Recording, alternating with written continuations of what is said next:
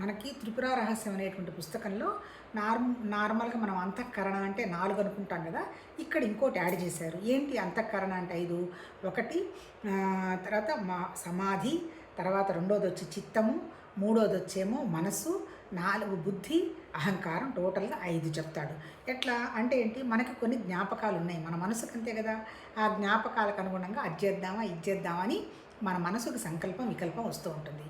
ఈ సంకల్పం వికల్పం కరెక్టా, అది కాదా ఇది కాదా అనేటువంటి విషయం మనకి క్లారిటీ కనుక మన బుద్ధికి ఉంటే ఇదే కరెక్టు అని నిద్ర లేచిన తర్వాత మన బుద్ధి పనిచేస్తూ ఉంటుంది.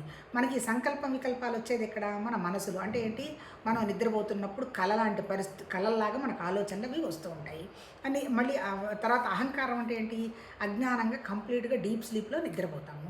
ఆ తర్వాత సమాధి, చైతన్యం అంటే ఏంటి, మన జ్ఞాపకాలు. ఈ చైతన్యాన్ని దాటినటువంటి స్థితి ఏంటి, సమాధి అన్నాడు. సమాధి అంటే మనకేమీ తెలియనటువంటి స్థితి.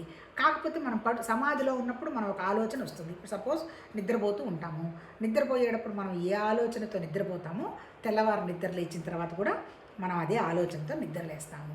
అందుకని ఎందుకు ఏ ఆలోచనతో నిద్రపోవడం జరుగుతుంది, మనకున్నటువంటి మన జ్ఞాపకాలకు అనుగుణంగా, లేదా పొద్దున్నే లేవాలి, పిల్లలకి క్యారేజ్లో లేదా ఆఫీసో కోర్టు ఇలాంటివన్నీ వస్తుంటాయి కదా. ఆ జ్ఞాపకాలకు అనుగుణంగానే తెల్లవారి నిద్రలేస్తూనే మన బుద్ధి పనిచేయటం మొదలు పెడుతుంది. కాకపోతే ఏమవుతుంది, ఈ బుద్ధికి కొంచెం విచక్షణ వివేకం ఉందనుకో, ఏది రైటు ఏది రాంగ్ అనేటువంటి వ్యవహారంగా తెలుస్తుంది. అందుకని మన ఋషులు ఏం చెప్తున్నారు, జ్ఞాపకాలను దాటినటువంటి స్థితి ఒక సమాధి. ఆ జ్ఞాపకాలు అనేది చిత్తము, ఆ చిత్తానికి అనుగుణంగానే మనకు సంకల్ప వికల్పాలు మనసు. బుద్ధికి కనుక వివేక వైరాగ్యాలు ఉంటే ఏది మంచిది ఏది చెడు చేస్తుంది, మళ్ళీ కండక్ట్ అయ్యేది శరీరం ద్వారా చేస్తుంది. అంటే ఇది ఇప్పుడు మనం ఏం చేయాలి, మన గురువులు ఏం చెప్పారు, అంతఃకరణ శుద్ధి అంటే ఏంటి, నీకు ఒక అనవసరమైనటువంటి జ్ఞాపకం వచ్చిన వెంటనే ఇది నాకు అవసరం లేదు అనేటువంటి విషయంగా అక్కడే దాన్ని కట్ చేయడం మొదలుపెట్టాలి. ఎప్పుడు మొదలు పెడతావు, నీ బుద్ధికి వివేక వైరాగ్యాలు వస్తాయి. వివేక వైరాగ్యం అంటే ఏంటి, అవి రెండు రెక్కలు లాంటివి అంటాడు. సపోజ్ నాకు బోలెడు వివేకం ఉంది, నాకు అన్నీ తెలుసు, నేను కొంచెం ఏదో పండితురాలని అనుకుంటున్నాను అనుకుందాము, కానీ నాకు అన్నిటి మీద క్రేజు, ఒక్క దాని మీద కూడా నాకు డిస్పాషన్ లేదు, కావాలి అని కోరుకుంది అంటే నాకు వైరాగ్యం లేదు. ఈ పాండిత్యం అనేది పరమదండగా.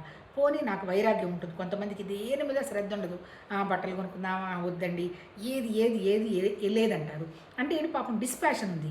ఎందుకు ఆ డిస్పాషన్ ఉంది అంటే ఏంటి, సబ్జెక్ట్ ఏం తెలుసు కాదు, మళ్ళీ అంటే వాళ్ళ ఊరికినే వైరాగ్యం అనమాట. అది కూడా ప్రమాదమే అంటారు. అంటే వివేకం వైరాగ్యం, ఎందుకు నాకు ఇది ఇష్టపట్టలేదు అనేటువంటి విషయం మనకు అవగాహన రావాలి. అంటే అర్థమైంది, మన కంటి ముందు అన్నీ ఉంటాయి, కంప్లీట్గా నాకు అనుభవించడానికి